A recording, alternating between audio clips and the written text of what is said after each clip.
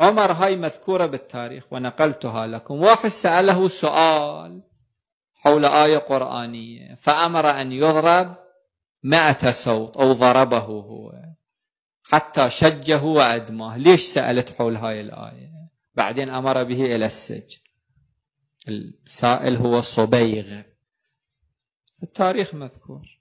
بعدين طلبه بعدما برأ وأمر بضربه أو ضربه 100 صوت، قال ودوا للسجن. بعدين طلبه وضربه 100 صوت، لو أمر بضربه 100 صوت. فقال يا فلان إذا تريد تقتلني اقتلني.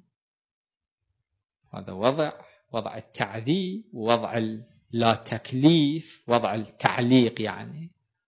فأمر بإبعاده إلى مصر. راجعوا هذه المواقف وتلك